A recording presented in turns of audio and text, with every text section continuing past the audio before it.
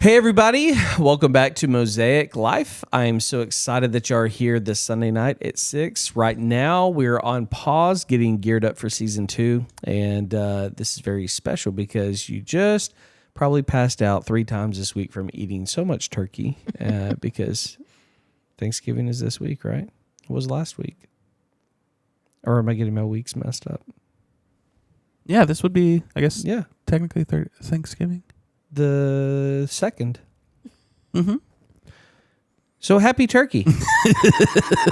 No, we're coming back to you because remember, Mosaic Life right now, we are on our holiday time. We're getting geared up for season 2. And so during all this time, we wanted to do some recap episodes for everyone in Shard Nation. Thank you so much for liking, subscribing, following, all the things that y'all do. And so anyway, the way that we're going to do this is during these recap episodes, we're going to say what our favorites were from season 1, and we're going to be playing these through the month of December for y'all. So my favorite episode that I want to go back to was the 988 episode. It was the 5th one that we did, and it's when we had Matt J on with us. And Matt Johnson, the reason I liked it, which I'm not going to spoil it for you if you haven't seen it, but he gives a testimony in this one about where God brought him from in a really dark place inside of his life. And so I think that's really good for our Shard Nation if you're going through stuff. And Sam just said something awesome after this last episode we did. He said that maybe you watch something during the season and God's going to show something new to you because you weren't maybe going through the same stuff. And so the 988 episode is for just preparing y'all a lot on suicide that we talk about. And then the last part of it, Matt gives a testimony about something in his business. And I thought that was pretty special too, because it was like in real time. So that holds a special place. So as y'all watch this, love you guys. Enjoy the episode. We'll see you next time. Warning: this episode contains conversations about suicide. If you or a loved one are dealing with suicidal thoughts or ideation, please seek help immediately and/or call 988. Hey everybody, welcome back to Mosaic Life. We are so glad that you're here with us. I just totally stumbled over my words. I love it. First time to intro and screwed it up. So that's great. To be fair, I just threw it on you. Yeah. So he had zero preparation. Literally looked at me like this. That's what you do to your friend when it's like, welcome. The floor is yours. Good Floor luck, is mine. friend. The floor is yours. I wanted to see how you would introduce it. All professional like. It's too professional. Was- Yeah. Wait, what's up, guys? This is Mosaic Life, the podcast where we don't look for answers and we kind of just find the beauty in the hardships. Yeah, that's right. Sorry. When you said that, every time you're like, hey, welcome back to I think automatically of whose line Whose line is it anyways? But anyway. I think it was episode 2 where I literally said where everything's made up and the points don't matter. Yeah. Well, that was fun. Today on the show, Yes. we're very excited because we have none other than Matthew Johnson with us. You want to share your social security number with us? Yes, Yes. please. 13. No, I'm just kidding. Well, he's really I starting. appreciate the bit, the commitment to the bit. That's what I was looking for. Commitment I to the couldn't bit. think of commitment. All right. Well, you're the one with the plan. I mean, come over. Sam gets on to me every episode. I just wanted to see if you would keep going with it. I wanted to see if you had anything in your heart. No, because that I you wanted to talk automatically about. start going right into ABC. Okay, I know. what are we Why gonna is do? that? I don't know. It's like, I don't know. It's like if there's no plan, you can't function. Well, I already have a plan. My that's plan the is plan. that I already have a plan. So But you didn't have a plan for this. I have a plan. Oh, you do? Yeah, my plan is I just automatically just start spitting out like questions. All right, now let's go straight to the deep stuff. Why is God the way He is? Okay, well, let's spend 10 days on right that. into the deep Yeah, end. right into the deep end. There's no waiting in the water, No. no going down the steps. Oh, that's an interesting first question. Okay. Is it? Without hesitation, I want you to say shallow end, wade into the water, or deep end when in the scenario. Freezing outside, were you that kid that just ran, automatically jumped in the deep end to get it over with, or one that jumped in the shallow, kind of wading into the water? 3, 2, 1, shallow. Deep end. Gee, you missed the whole thing you're supposed to say. Are we supposed to say that? Yes. Oh, yeah, That's why right. I I counted thought down we were 3, going 2, one 1. in order. No. That was that's mindset where we were like one at You were a time. deep ender? Yeah, deep ender. Just jump right in? Yep. Because I tried the waiting thing, and Yeah. that was like More torture? just torturous. It was like, why am I doing this to myself? Yeah. As a ginger, I avoided outside altogether. That wasn't even one of the choices. No way. No way. I didn't get in the Zero. pool at all during the wintertime. I stayed inside like I was supposed to. Water. I don't know how to swim. Wow. Would you man. feel bad if that was my answer? I never swam. I really would. Then we would have You spent guys the know? entire. You guys know how to swim? We would have spent the entire podcast learning how to swim. Okay, so you put one hand on the other. Yeah, we would take this whole system outside. Yeah. All right, we're going remote now. Yeah, Now and we're we'll out tie here. in. We'll tie in the spiritual with it, and be like, the Lord really wants you to step out on water today. Then first on Mosaic, walking on water. That'd be amazing. It'd be incredible. Wow. I'm really excited about this because I have known Matt probably since. Dad, did we meet when we were like when I was 3? I was young. No, it was You old- met it was your older than dad that. Spoiler when you were alert. born. My dad's in the room, so I was 8 years old when I met Matt. 8 years old. So from knew it was 8 years a little old older. on, we have known each other. We have been, I would say, brothers Come on. in that.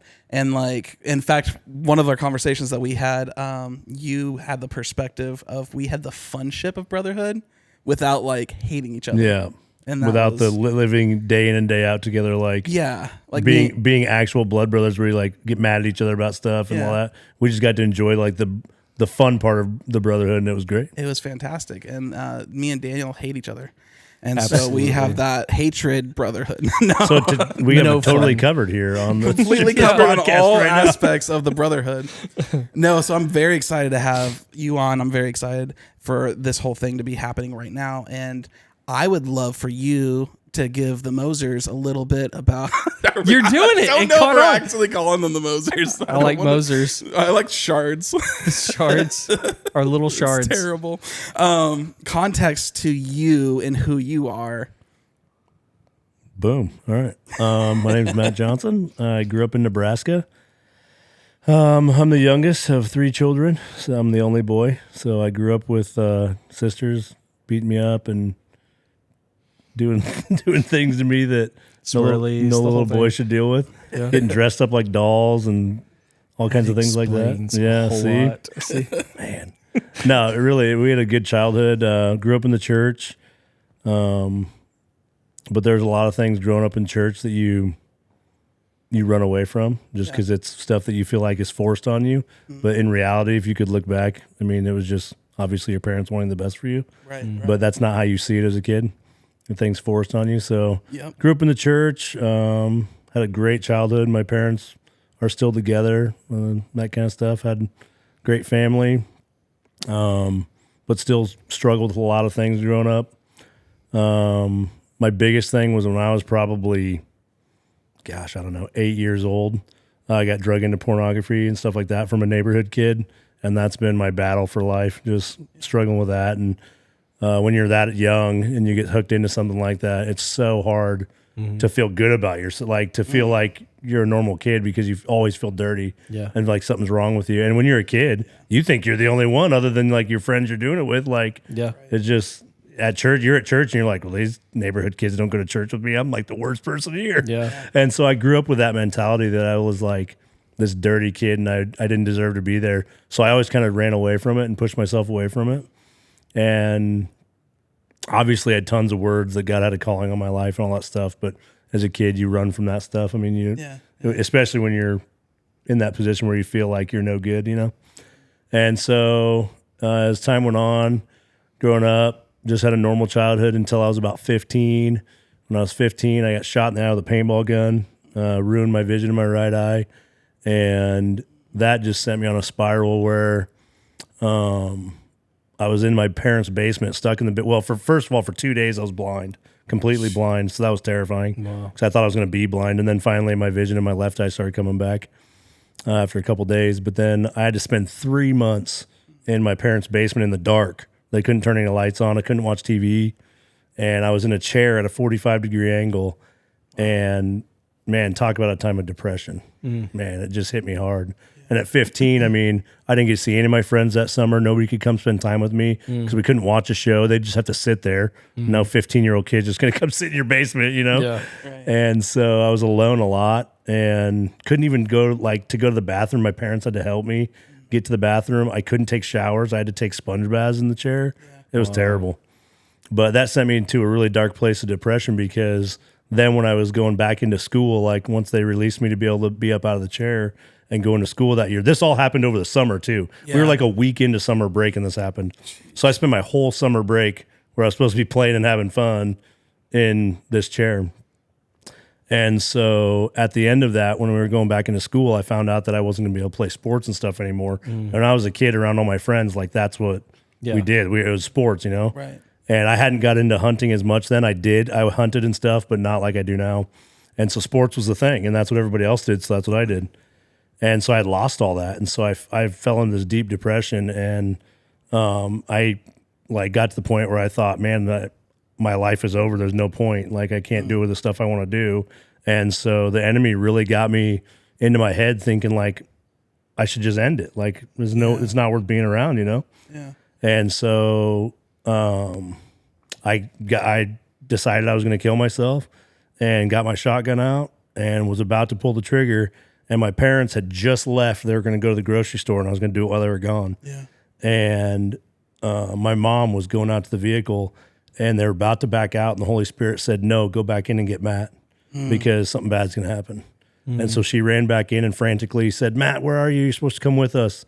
And so I was about to shoot myself. And so I hurried up and put everything away, put the gun away, and went out. And I was in tears a little bit. And my mom could tell that like I was struggling with something. Yeah. She just didn't know what. And so I went to the store with them, and that saved my life. I mean, literally the Holy Spirit speaking to my mom saved my life. Wow. And it was I wouldn't say a turning point necessarily spiritually or anything, because at that time I didn't see that play out. Like this is all hindsight. Yeah. Yep. And so at that time it was just, oh man, I got caught. Yeah. And then things started running through my head once we got home. Like, man, my mom would have come back in and found me dead on my bed, or like that's selfish. I can't do that. Yeah. And it's literally from that point on, I never had like another drive to commit suicide or anything. Wow. But I didn't really dive into the Lord or anything at that time.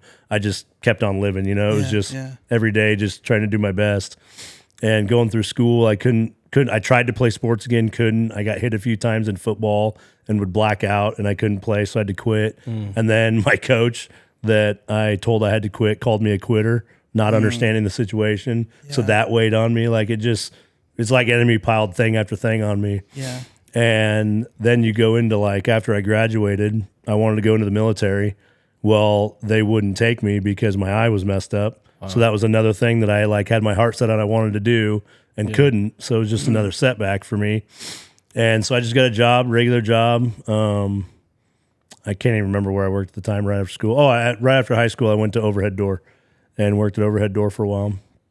And fast forward, I just had a few other jobs in that time. And when I was 26, I'm sorry, I'm giving you my whole life story. No, this is good. This is good. So when I was 26, we had a friend approach me, and his daughter had gone to Gateways Beyond Missions Training School in Cyprus. It was a discipleship training school there. And shout out to you guys. And amazing group of people. And they were taking in apps for people to come to their school in Cyprus for 6 months. And shout out to Mark Hughes. He brought me an application. He said, I really feel like you're supposed to go to this. And I was like, I'll think about it, but I don't want to go. Like, I have a job. At that time, I was working at Hornaday, making good money and good bonuses and stuff. They're a great company. And I was like, I'm just going to stay here. I'm not going to go do that. And about 3 days later, I just really felt like, at that time, I just had an inkling, but I know it was the Holy Spirit talking to me. And I was like, I feel like maybe I should go, even though it would like disrupt everything I'm doing here. Right. And so I went back to him and asked him for the application. And turns out that whole time, that 3 days, he had been fasting and praying for me, knowing that like I'm supposed to go. He committed that time to me. I mean, that's just so amazing to me. And so thank you, Mark. That was amazing. Changed my life. But so get to Cyprus and had to sell tons of this is what's cool about me going to Cyprus. My story is to get the tuition to go. Yeah. I didn't have enough money saved up. Yeah. I just sell tons of stuff. So I had to sell almost all my guns. I only kept a couple of my guns that were like the first ones I bought that I didn't want to get rid of. Yeah. So I sold all my guns, sold my motorcycle, sold a bunch of other possessions just to get the tuition to go, and then plus the little savings I had. So it's literally like I had to give up everything, not everything, but a lot of the things, my material possessions to go do this and to follow what God had for me, which was like, obviously at the time, that's not how I was seeing it. I was just like, man, I just need to get this money. But now I look back on it, I'm like, man, he was just literally seeing what I would get rid of to give up to get my relationship with him right, you know? Right. And so we get over there, and when we're over there, like, first couple days in, I was like, yeah, I feel nothing. My leader's like, what's going on? I was like, I don't know why I'm here. I was like, I don't feel God. I'm not hearing anything. Like, I feel like this is a waste of your time and mine. And he was like, give it a few days, just fast and pray and come back in like 2-3 days and we'll talk again and see where you're at. And he goes, if you still feel like you're really not like hearing the Lord and like this isn't for you and you made a mistake, we can you'll get your ticket and you go back home, you get your return ticket. I was like, okay. And so like the third day, we're going into worship that morning. And we worshiped every morning at the school just to start your day and get everything going. They just did corporate worship, which was amazing. And he had kind of approached me before we started worship and was like, hey, let's talk after worship and we'll see where you're at. And at that moment, I was like, I'm going home. I can already tell you where we're at. But I didn't say that to him. I just was going to wait till we were going to talk after worship. And God met me in that moment in worship. And I was worshiping and I was like, probably second song into worship, I was like, Lord, I don't feel you. I don't hear you. I was like, if you don't show yourself to me, I'm done. Like, I'm walking away forever. And literally out of nowhere, all of a sudden I feel like somebody pours hot oil over me. Like this runs down my body. And I immediately knew it was the love of God. It was crazy. Yeah. And from that moment on, I was just radically changed. And I heard the Lord say, once that I literally sat there worshiping and felt this running down to my body. And once it reached my toes, I felt like the Lord said, even if you were the only one, I still would have given my son for you. Good. And at that moment, I was like, I'm yours, dude. Yeah. And obviously, since then, I'm not perfect, but I mean, that was my turning point in my life I'm devoting my life to God. Yeah. But so to preface that, like in my 20s, early to mid 20s, a lot of my friends had started getting married, and I had always wanted to get married and be a dad and have all those things. And it wasn't happening. It kept like, I wasn't finding the right person. I dated a few people and it didn't work out and it just wasn't the right thing. And I had people in my life tell me, that I don't think this is the right person for you. You need to move on, kind of thing. And I was like, Lord, like, am I destined to be alone? I'm 26 years old. I feel like I'm never going to get married. And in that time of surrendering in Cyprus is when I met my wife there at the school. Yeah. And after we got back, we ended up getting married. It's like I had to completely surrender to God and what he had for my life before he would bring in my mate. And it was like he had to know that I was 100% surrendered. And it was so cool to me that the way he orchestrated the whole thing. And me and my wife have been married 10, almost 11 years. We got 4 kids. That's awesome. And been doing good, cruising, just loving Jesus. We just moved to Texas a year and a half ago. Oh, yeah. From Nebraska. Come on, shout out. Best place on earth. And it was definitely a move from God. My wife had been fighting me for years, wanting to move back and be close to her family because we'd been in Nebraska with my family. And I was like, babe, like, I have my business here. I have all this stuff. There's no way I can move. And Lord, just when we were here visiting June 2022, he was like, everywhere we went while we were hanging out with her family, he was like, this is where you're supposed to be. You're supposed to be in Texas. Like, this is where your family's going to prosper. And I was fighting it for so long. I think he was saying it before. I was just trying not to listen. Yeah. And at this moment, it was like he was like, "No, I'm catching you now." Yeah. And so I just had such a strong feeling, and I was like, "Lord, I know this is you. I'll talk to my wife on the way home, and we'll figure it out." And within 4 months, everything was put together, and we moved, and we found the right property, sold our house, everything in about 4 months. It was crazy. So. There you go, folks. Man, that is a Oh my gosh. fire hydrant of My life in a your nutshell. life, and I lot love of it. a I testimony. love it though. Do you have anything that you wanted to like? Oh, yeah. Put a magnifying glass on. So when we invited you to be on the show, I was hoping you would go as deep as you did and like come out, because I know your testimony, where you've come from, and like even the dark time, and like you were just thinking about taking your life and all this.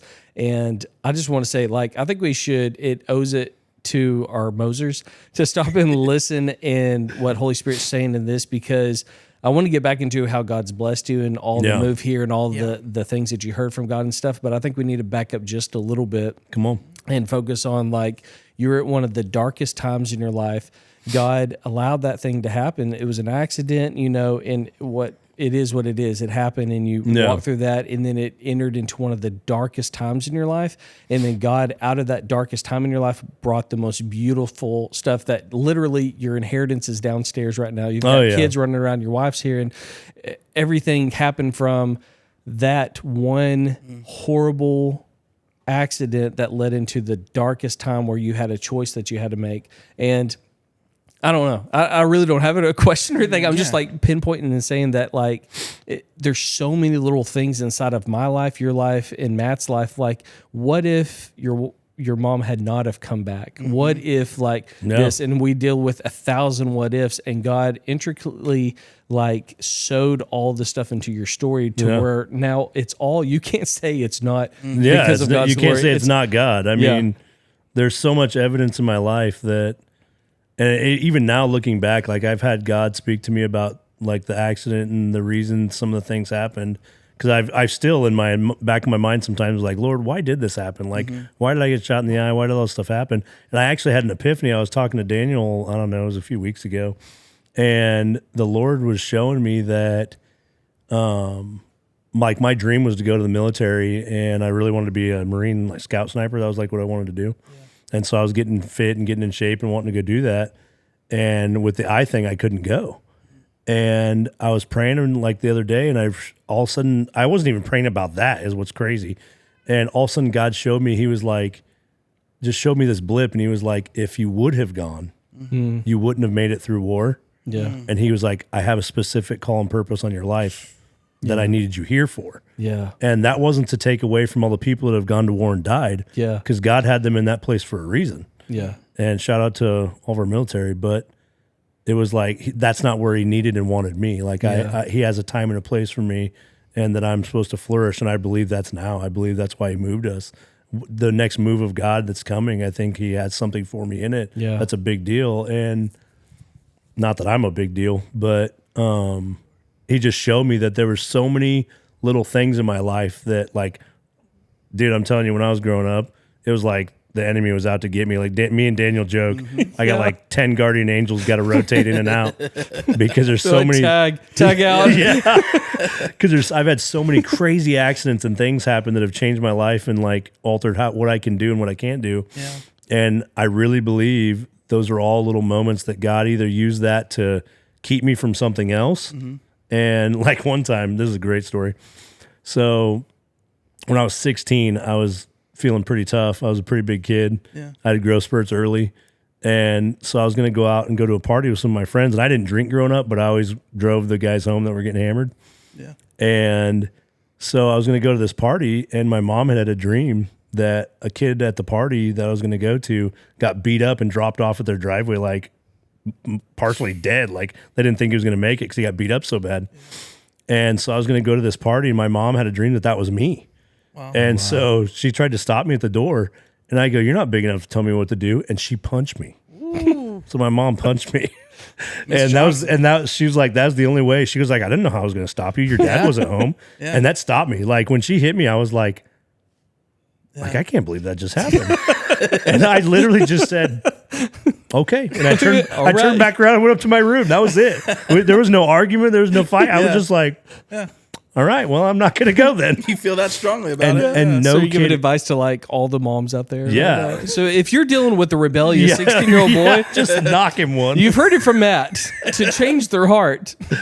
But the crazy part of that is that night at that party, a kid did get beat up and dropped off at his parents' house on the driveway. Wow. And it ended up not being me. Wow. I mean, there's so many things. I could tell you 1,000 stories. I mean, I could it's tell been you crazy. 1,000 things. He's only been here a year and a half. I And know. he's like falling off roofs. Yeah. The wasp incident. If you have a wasp problem, invite Matt to your house. He just attracts I can them. handle it. It's like a human pincushion for wasp needles. That's For how real. he collects them. Yeah, he does. But yeah, it's just the God's goodness in my life was like overwhelming. That was the only thing I wanted to highlight is that if you're listening to this podcast and you feel like it's hopeless and you're in that dark place like what Matt was talking about, I think we owe it to y'all to just take like 5 seconds and be like, keep pushing forward. Yeah. Yeah. Just pray and ask Holy Spirit, who is there with you right now. It's not hopeless. The situation you're in right now is not hopeless, and he's a walking testimony right now. Yeah. He's getting stung with a lot of wasps, but listen, you may get stung with wasps in your life, but no, the faithfulness of God always comes through. Yeah. And I So, think sometimes some people have to walk through, I don't think everybody does, but I think there's some people that have to walk through that super dark time to see how much sweeter the light is. Yeah. Like to really know, man, I can't do any of this without God. yeah. Some people get through life without being in those dark places, but there's some of us that are too stubborn, and you have to walk through that to realize I literally can't do this without you, God. Like you have to be there. And that's another thing that he showed me now since that's hindsight is that picture of the footsteps going down the beach, and all of a sudden it's one set of footsteps, and the people are like, well, God, why'd you leave me? And he's like, no, I've been carrying you. Yeah. Like he showed me that so many times and things. I'm like, God, where were you at? And he's like, I literally had you the whole time. You just weren't paying attention. Yeah. Sam loves that picture. In fact, he gives me a hard time every time I say something about it. Why do you love that picture so much, Sam? I do not like that picture at all. I Tell get very me why you frustrated don't with like that picture. because I need the second steps. I need the second set of footsteps. Just for me. No, dude, like going through your story, one of the things that like just leaped off the page for me. And I can give a little bit more context to this because it's one of the things I personally love about you.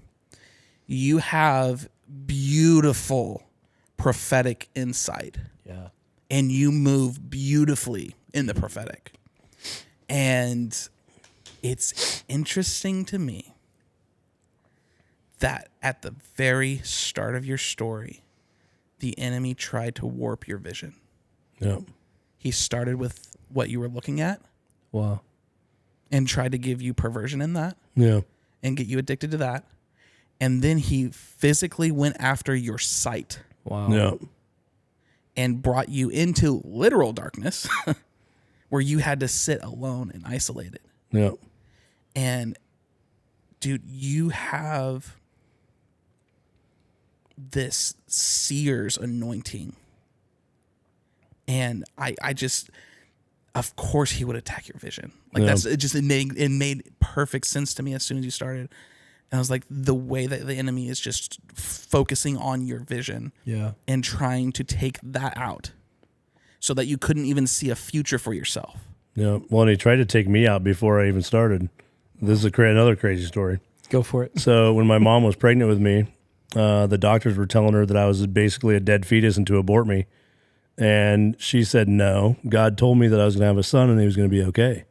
Well, what happened was the umbilical cord was wrapped around my neck and it was squeezing on my neck. And so they couldn't get heartbeats and pulses. So they thought they were literally, the doctor several times tried to get my mom to abort me, saying it was damaging for her to have me. Wow. And she said, no, God told me that I was going to have a son and he was going to be okay. So from the very beginning, he tried to take me out. Pretty crazy. Yeah. Yeah, and it's just I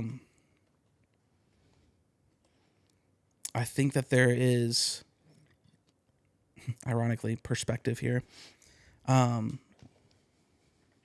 when you're struggling with not being able to see an answer, you're not able to see a pathway out of your circumstances of wherever you are today, your story's not over. Yeah.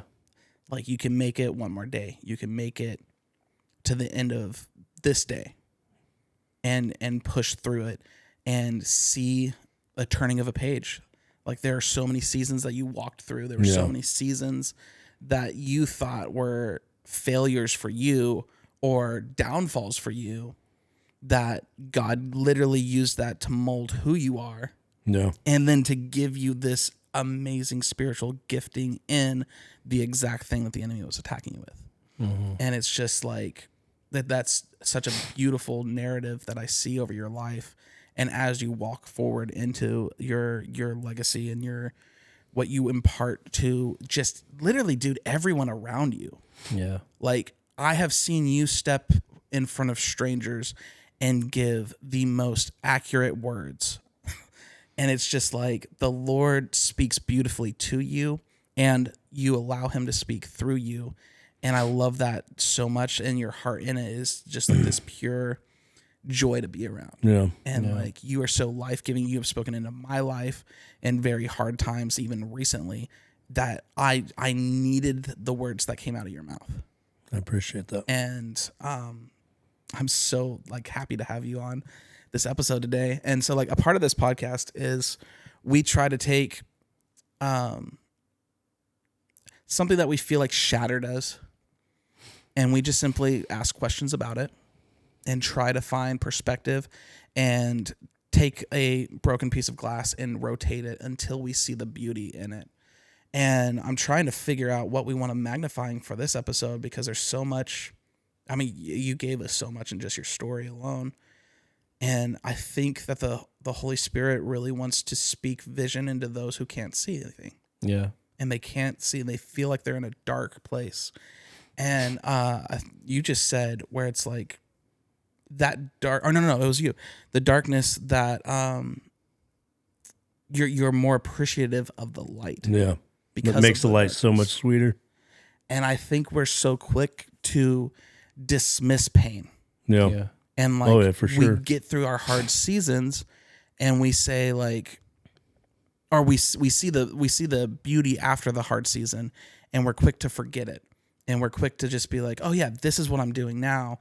And this is where I am now. Yeah. And it's holding the tension of the pain that you went through and the hard season that you went through and the beauty, and not dismissing the pain, not dismissing the season of hurt that you went through.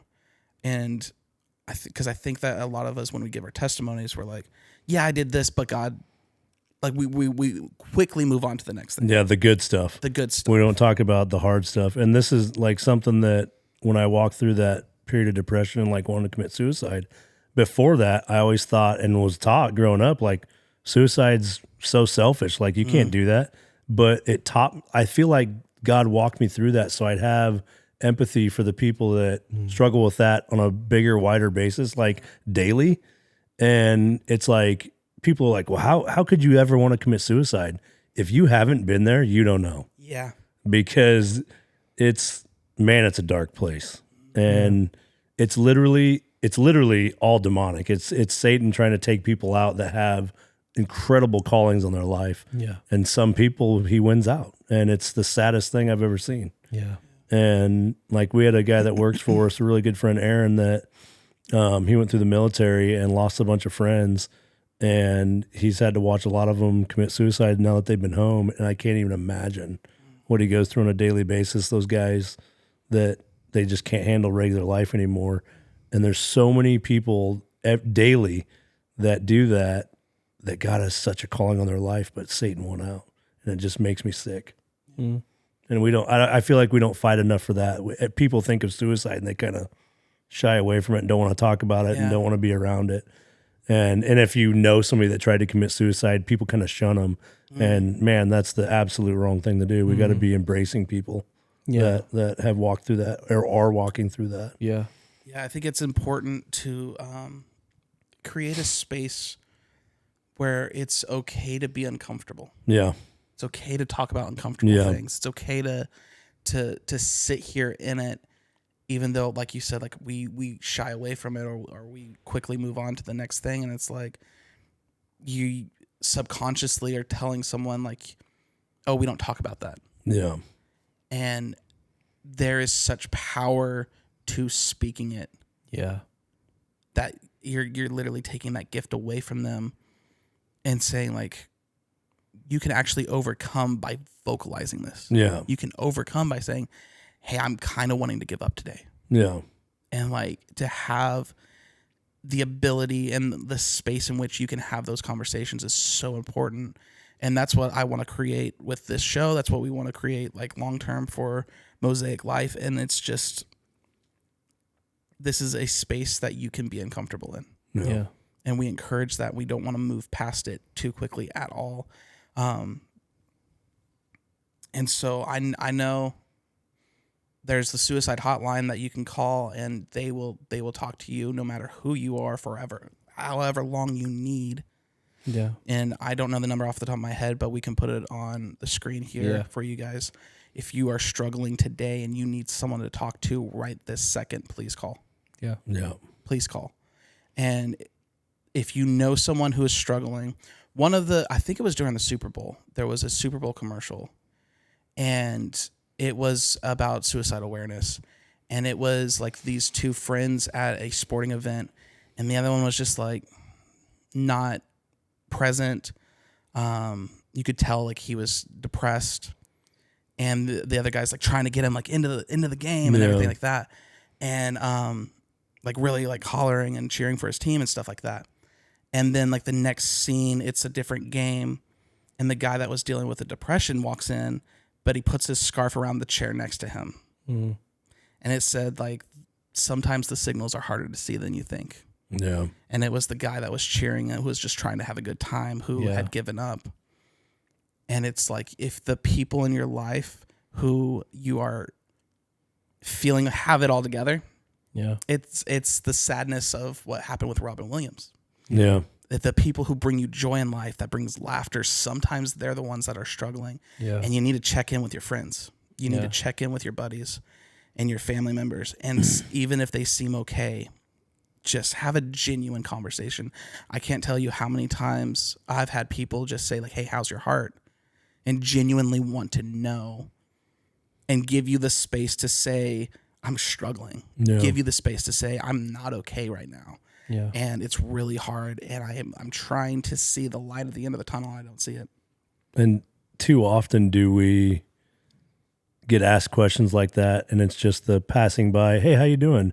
And oh yeah, doing great. Mm-hmm. Well, we need to start having more serious conversations, because if you're not doing great, people need to be okay with saying, hey man, I know you wanted to hear the good answer and the easy answer, but I'm struggling. Like, I need help.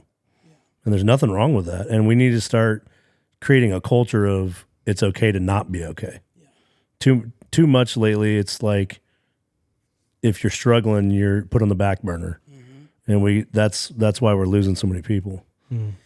Yeah, to make it personal, I feel like for me, I don't want to burden people. Yeah. Oh, yeah, I've heard that. And it's like, I feel like if I tell them I'm not okay, then I'm adding to your plate, and I don't want to add to your plate. Wow. And so I lie to myself and say it's a burden I have to carry, that no one wants to hear this. Mm. And that's what I struggle with personally. And so having that, just that little bit further, when someone says like, oh, I'm doing well. Like, no, for real. How are you doing? No, yeah, like, are you actually doing it? Yeah. Like, I think that's it's okay to pry a little more. That extra step is just like, no. Really? I'm not trying to leave and go talk to other people right now. Yeah. That it's the intentionality of, I'm actually wanting to know, how are you doing? Yeah. And I can't think of the last time I ever did that, honestly. And so it's a beautiful new challenge. Yeah. For real. To say like, no, I'm going to be intentional about asking this question now, and not just the human script. And instead of asking 10 people on a morning, how you doing, go to like 2 people that the Lord's highlighted to you and say, how are you doing? And how are you actually doing? Yeah. Like, I really want to know your heart. Yeah. Man, how many lives could we change if we did that on a daily basis? It's really good. For real. That's eye-opening, honestly. To think of how many people's lives you could impact and have impact your life. Yeah. Like that it is a two-sided street when you get to know someone. It's interesting. So I'm in a leadership coaching. And this week as a group, we went out to a ranch and they call it Horsey Day. We literally did therapy with horses. It was awesome. But like one of the first things am I like laying on a couch like next to a horse in your head like right now? I just imagine this tiny pony. Sam on this tiny pony. Well, That's all I tell saw. you they were rocking horses. Yeah. He's about to get to that here. Yeah. They weren't real. They weren't real. That was the therapy. It's just the soothing rocking back and forth. All right, today during coaching, rock faster. Oh, And man. but one of the first things they did is they took us out to the field where the horses are, and they just had us observe. Before we ever stepped foot in the field, we took like 15 minutes of just sitting and watching. And if you slow life down, and they were real adamant about this, like horses, they are so aware of the insides of you. Yeah. And if you're panicked, if you're worried, They sense it. They sense it. Yeah. If you're not present and you're thinking about other things, they sense that. And if you're not there, then they don't want to be around you. Yeah. And so we literally sat there, we observed these horses, and then we did an exercise where they're like, okay, you have to leave everything. Everything that's going on in your life, you have to leave it right now. And you have to be aware of your feet in the grass. You have to be aware of the air around you. And you have to be as observant as they are. Otherwise, you cannot approach them. Interesting. And so we did these breathing exercises to get there, and just there's such power in being present Yeah. that I think we take for granted a lot. And I know in my life I've walked through things and I'm just like, my mind can't leave the past. That's usually what I have an issue with, is I just get stuck on events that have happened. Yeah. Or like things that I've said. How could I have changed this? How could I? Yeah. Yeah. And I play that reel over and over and over again. And that's where I have a real struggle. And so to leave that and become present was extremely powerful for me. And then to be able to approach a horse, and we didn't ride at all. Like we never once got on horses. And so in getting acquainted with them, I knew if I reached out and I touched the horse and they reacted a way where they were like, nope, I don't know you enough yet, I just simply stood by them and got comfortable with them being near me. And I think the Lord does this so perfectly in our lives, because I know that there's things like shame, and I know that there's things like perspective and pressure that we put on ourselves that makes God feel distant from you, when in reality he's standing right there. We're just not comfortable enough yet to let him touch us in our lives. And he's so faithful, though, to be near us to the extent that we'll let him. Yeah. And I think that that's just a beautiful picture of how loving a God he actually is. Yeah. And I think that culture and other people in our lives have told us that he's a cruel God and like he's mean, he's out to get you. And it's just not true. It's not the nature of God. In one of the episodes earlier on in this season, we talked about God literally ran to sin, the first sin that ever happened in the universe. Before Jesus even died, God's character was to get closer to them in their sin. And that is the honest reflection of how God is. And he will stay at arm's length until you put your arms down. And I just want to invite us to be brave enough to put the arms down. It takes bravery to let someone into your life. Yeah, for sure. It takes bravery to actually say, like, I'm not okay. Yeah. That's a brave step. You're not weak in admitting it. And I think that's another side of culture that men especially, I feel like we can't be not okay. That is the cultural underline, I feel like, is spoken over men.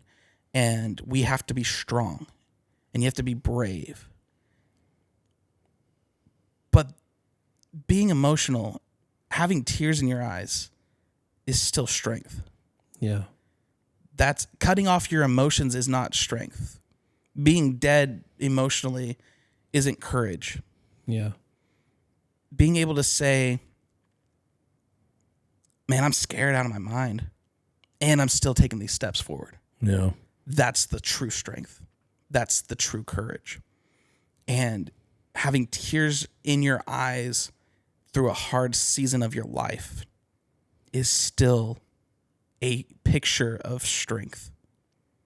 Holding a family member who's going through a hard season and crying with them is still a picture of strength. Yeah. You're not weak because of your tears. Yeah. And I got to speak into that. So anytime almost every time actually, I give a prophetic word, I can't give it without like bawling my eyes out. Yeah. And I really feel like that's from the Lord, because when it's his touch, I know when I start to like cry, I know it's him. Like I know it's him putting that on my heart. But I also think it's to show other people, other men. I'm a pretty big dude. I'm pretty rugged, like the outdoors, like to camp, hunt, fish. Like I'm a tough dude, but I also can be gentle in front of the Lord, and it's okay to cry, and it's okay to have emotion. And I think too many times when people outside the church, how do I want to say that? You could say it. We can go there. I'm just trying to figure out how I want to approach it. Like, too many men think that if they cry, and they've been told this and taught this from a childhood, from dads, whatever, you can't cry. You're a sissy. Mm-hmm. And too many little boys have been told they're sissies when they needed to be able to just be held and cry. Yeah. And sometimes what can be braver than just putting down all your barriers and letting God hold you and letting it out? I mean, what can be braver than that? You know what I mean? Yeah. And there's too many masculinity is attacked too much on both sides. Like they're trying to feminize men, but they're also not letting men be soft enough in situations. Yeah. You have to know how to do both and balance it out. Yeah. No, it was interesting. I actually was talking about this with your daughter today. Oh. She wanted to go back to the house because she didn't like the clothes that she brought. And so I was driving her back, and a song came on, and it was a kind of like a sad song. And I was telling her about it, and I was like, oh yeah, like I really like this song even though it's sad. And she's like, oh, I like sad things sometimes too. And she's like, sometimes I can look at my dog and just start crying. And I go, Kaya, don't ever let anyone tell you that tears are not strength though. Yeah, for real. Like, it's interesting to me that the peak of every single emotion, it's expressed in tears. Yeah. You're so happy, you cry. Yeah. You're so scared, you cry. You're so fearful, you cry. You're so frustrated, you cry. There's power in tears. There's power in tears. Yeah. And I told her, I said, your uncle is a crier. Like, I will cry. Daniel looks at me wrong, I cry. It's something that I've learned to be like really okay with. Yeah. Because it's my heart, and it's how I see beauty in it. I see the power behind the tears. Yeah. You express like there was one moment with Tim Ross. I was in his living room. No, we were at his kitchen, and I was going through a really hard season because I had let shame wire my mouth shut and like keep me silent in my season. And a buddy of ours had just gone through a rehab season, and he just got out. And so like he came and met us, and he was sharing his story, and I just had tears streaming down my face. Because the whole time the Lord was beckoning me, say something. And I had the enemy in my head saying, don't you dare make this about you. Don't take away his win to talk about your loss. And Tim caught on to that. and allowed me to have the space to open my mouth and share what I was going through. And he came around and gave me like the biggest hug, and I just broke. But he told me afterwards, he said, there are tears. It is scientifically proven that there are tears that roll slower. And it's the tears of the hurting that roll slower down their cheek. Angry tears roll extremely fast. But if you are hurting, they roll slower down, and they carry, I think it's different hormones. And when people see those, they are inclined to move closer to that person because of it. Wow. And he said, those are the tears that heal. Wow. Oh man, that's powerful. Because they invite in community. They invite in people to put their arms around you. That's good. Man, that's so good. And there's healing in those tears. Yeah. And I think that there are a lot of people who have denied their own healing in seasons because they have shut off their emotions. They have shut off their tear ducts. And they have not allowed themselves to cry. And some as kids were taught that you're not allowed to cry. Yeah. Yeah. In a household that literally shuts it down. Yeah. Wow. Wow. Whew. This is what I love about this show. We can laugh and we can have some silly moments, and we can just turn a corner and God's right Go there. super deep. And go super deep. The deep end. The deep end. Hi, welcome back to the deep end. That's the Craze Show. We can't steal that. I should have said that. We can bleep that out. Now we have to pay copyright to him.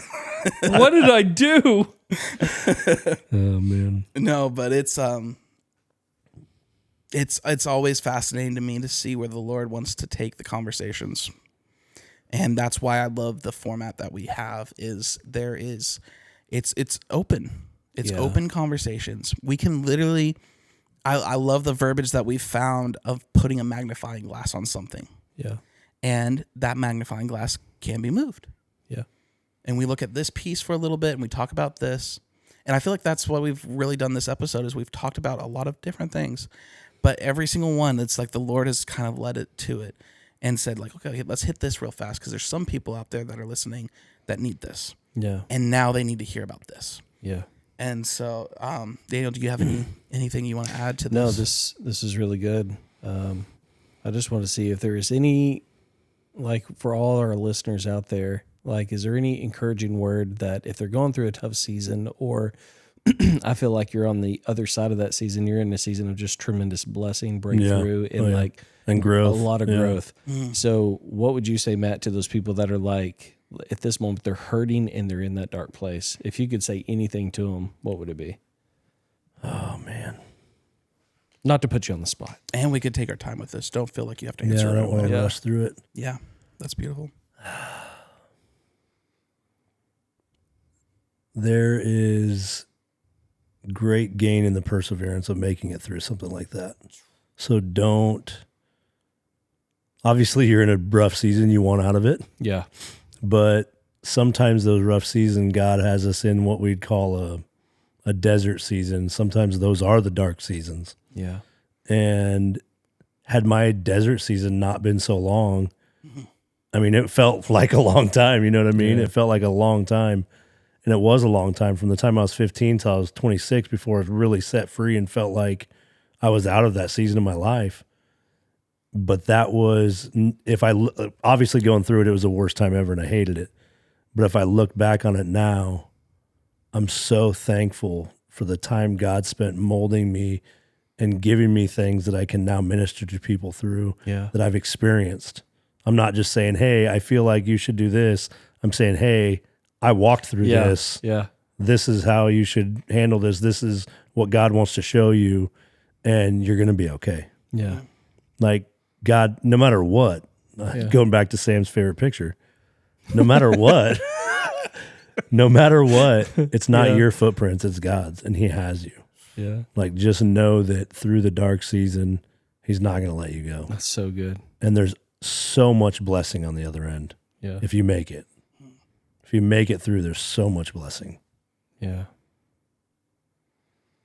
I think that's amazing. I love that.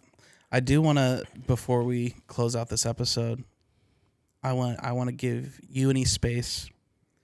If there's anything that you are like needing encouragement in, or wanting hope in, or like a hardship that you're going through, if you want to take this time and share, and if not, I will say here lately, speaking of blessings, we had a ton of blessings when we were moving and all that, but here lately we've felt very attacked. We've had, I know this is going to sound stupid to people, but we had a thing with our van, an accident with our van that cost a bunch of money.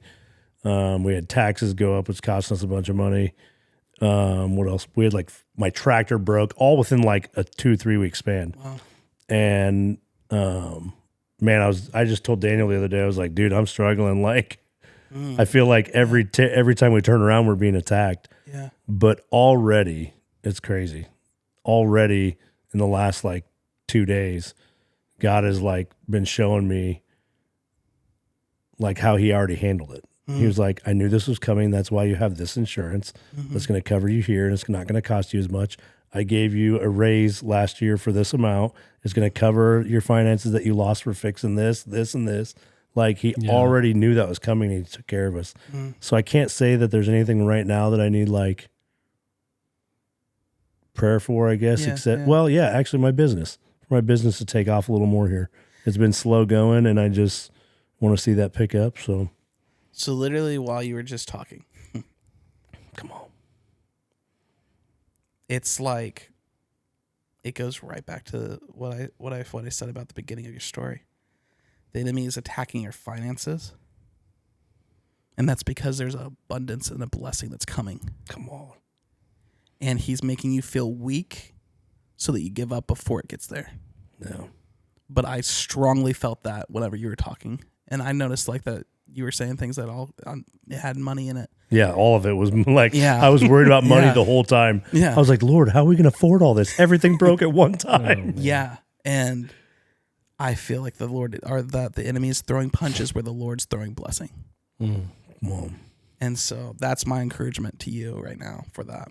Hey guys, sorry to interrupt, but after we did our podcast from last time, some incredible testimony has happened in our lives. I just want to be able to share. I talked last time about having a bunch of things kind of going wrong with our van and some other stuff breaking down and having a bunch of extra expenses. And God covered all that within the next week or so after that. But we had a huge one happen about 2 weeks after that where our septic was struck by lightning. And it was at the smaller house. My in-laws live in a smaller house on our property. And then we have the bigger house that me and my family live in. And so their smaller house septic was struck by lightning and it completely destroyed the pump. And then we come to find out that the septic's not even viable. It can't be used. The way it pumps and everything is illegal and against the EPA and everything. So while they were out pumping that one out so that the plumber could come in and fix the pump, I was like, well, we're going to go ahead and have them pump it anyways. I might as well spend the extra cash and just have them pump out the one at our house. So you don't have to worry about it. They pumped that one out and come to find out that that system is failing and it was almost backed up into the house, and which was really bad. But so I talked to the plumber when he showed up and asked him what he thought it would be. And he said probably between 10 and 16,000 to do a system for both houses. And so we get a call about a week later from them coming out and looking and measuring everything and see what we needed. It was going to be like $23,000 to cover all of it. And I started stressing really bad, knew we couldn't cover it, didn't have the money. And so me and my wife were talking and she was like, babe, don't worry about it. Don't stress about it. Like God's got it covered. We just need to pray on it and trust. And we've been going through this encountering or experiencing God booklet. And it's talking literally about all of these things about trusting God through these kind of situations and just ask him to speak to you and show you what he needs to through the situation and to just trust that he's going to provide for you. And so we just started praying and committed this prayer that, God was going to handle it and take care of it. And about a week and a half or so later, 2 weeks later, I get a text finding out that I'm going to get a check for $20,000 to cover the entire cost of it, or most of the cost of it. So then I called back the plumber and talked to them, and they were able to actually split the systems up and give us two totally separate systems and cut the cost a little bit and get it around the 20,000, which is what we got to cover everything. And then above and beyond that, God blessed us with even more money coming in extra that we didn't expect. And so my message is just trust God. He knows what you need, and he knows what's happened way before you can possibly imagine.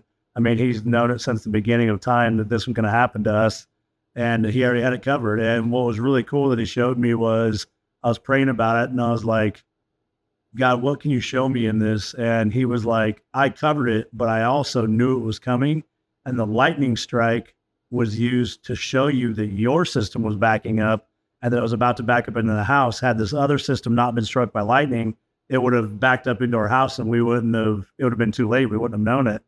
And it would have ruined a bunch of the stuff in the house and gotten all over our floors and everything. And so he was so good to let the other one be struck by lightning. So it saved us from having to deal with the overflow in this one.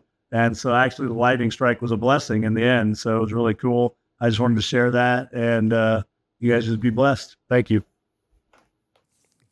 If you feel anything, Daniel, you can jump in on it. No. Okay. I mean, that sounded heartless. No, I'm just like, I'm No, sitting here and I'm took just it- gleaning wisdom from y'all. So this is really good. I have another great thing that I want to go back to, if that's all Yes, right. please. So when you were talking about the Lord or the enemy attacking my vision, so I gotta tell this. I told you this story when we were in the truck together, and I want to go through it because it's such a powerful moment for me, and we just had something amazing come out of it here recently. I gotta tell. So I was like probably early 20s, 21, 22-ish, and I was working with my business partner at Overhead Door, and we were at a job, and there was this construction company there building the building, and we were putting the doors in, and it was just me and Kevin that day. And usually on those big of there was like 5 or 6 of us guys, but it was just me and Kevin there that day. Everybody else was busy. And this guy on the construction crew had a broken arm or leg. I can't remember now even. He had something was broken on his body. Yeah. And we were going through this time in church where they were really encouraging us to step out and like go pray for people that have injuries and things. And we just had a Bethel team come, and like they were encouraging us, go out and step out in faith and pray for people. And so I was like, Kevin, I feel like I'm supposed to go over and pray for that guy's like broken arm. And Kevin was like, cool. And I was like, you coming over there? And he goes, no. He was like, God told you to go pray for him. I was like, oh crap. so I go over and I'm praying for him. And once I get there and I'm praying for him arm to heal or whatever. And I'm telling him this, and the Lord, I've never heard a word so clearly in my life. The Lord says, you're not over here to pray for his broken leg. That's not what's being healed. He goes, his wife's about to give birth to his first son, and he's going to go to lunch and leave his phone, and he's going to miss it. Tell him to take his phone so he doesn't miss his phone call. And I chickened out. I didn't do it. And it was the clearest word I've ever heard from the Lord. Like, it wasn't one of those inklings or feelings. I heard the Lord speak to me, and I didn't do it, and I was disobedient. And I was like, I don't have the faith to say that. And so I didn't say it. And for years, I didn't have another prophetic word for anybody. And I thought it was the Lord punishing me. And it was, probably, I don't even know how many years later.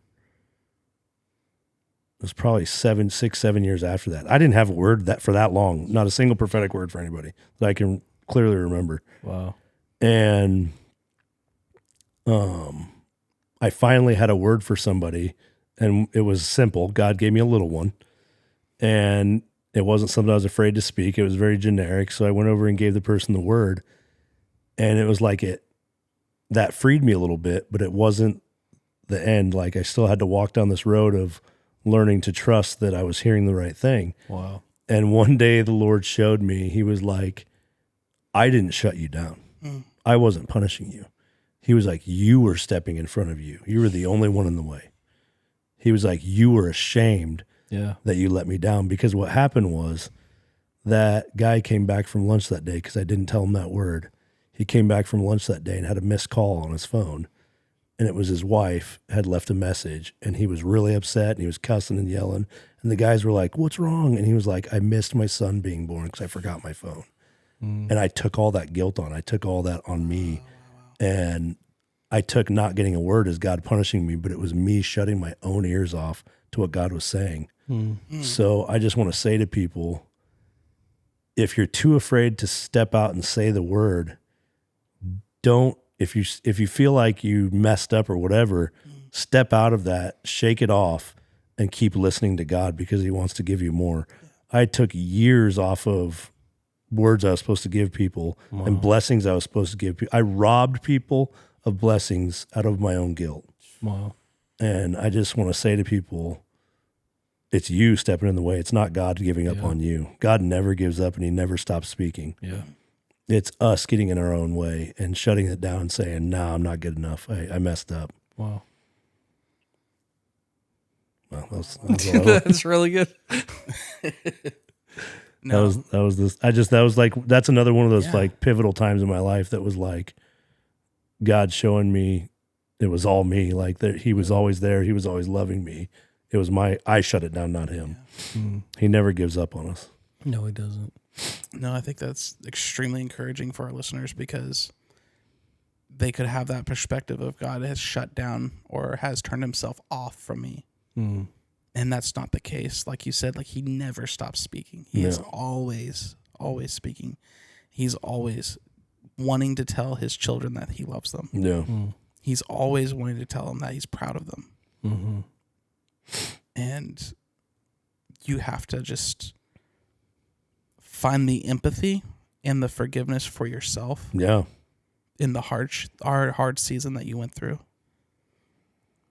Because more times than not, it's the shame that's shutting us off. Yeah.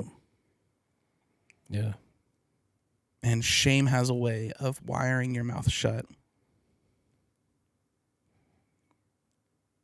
But again, if you can find a common thread in this episode, please take this perspective that the enemy attacks where the Lord's wanting to bless. Come on. And wherever you feel like the enemy has been hitting you and hitting you and hitting you in that specific area, shift that piece of glass a little bit and see that the Lord's wanting to bring strength there. Yeah.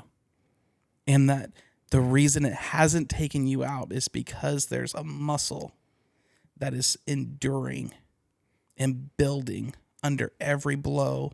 The enemy's actually making you stronger. Come on, that's good. In this. And he doesn't even know that. Like, he's building that muscle that's going to take him out. Wow. Come on. That's so good. So just shift that perspective a little bit to find the hope. If you can't find the hope, just search a little bit longer, stare a little bit harder, because it's there. Come on. You want to close this out, Danny? I keep throwing things on you. I know. No, this is good. I literally, I'm just sitting here listening to y'all. I just realize how blessed I am to have friends in my life like y'all. I mean, just from We love you. Oh gosh, the emotions. No, just serious side. It's just like listening to your testimony. I feel so encouraged, and then by everybody listening on here, and just us two, like I am so glad that God's doing the work inside of you. Every single thing that you're bringing out, every single thing that you're saying, it's like so rich is the only word I have. It's like, it's almost like it's wet, like tangible oil on it. So thank you so much for being vulnerable, number one. But number two, thank you for moving to Texas and blessing us. So I'm telling you, God has blessed it. And he's opened a new door. And before we finish, that was the cool thing that came out of that. So I told that story, the testimony thing about like me not giving that guy the word. I had told that story, and my wife, I was telling that at our Bible study the other night, and my wife was like, in the van today on the way here, she was like, babe, I just got to tell you, she was like, I've been like fighting the Lord giving me words and like afraid to speak. And she's like, ever since you told that story at Bible study, God's been like speaking to me. And she goes, at church today, he gave me like 3 words for different people, and I wasn't afraid to speak them because of what the story you told. That's good. And like she was crying in the car on the way here. I started crying. It was so good. That's awesome. You mean that like a season in which you thought you failed could bring encouragement to other people. Come on, baby. What? You mean a place where you felt shattered actually was a beautiful masterpiece? Mosaic. That was perfect. That's how we're going to end the episode. It's like subliminal messages. Oh man, so good. Oh, well, guys, thank you for choosing to spend a little bit of your life and a little bit of your time with us and just dare to look at things a little bit differently. I've been severely blessed through this episode, and we hope that you guys were as well. Yeah. And so until next time.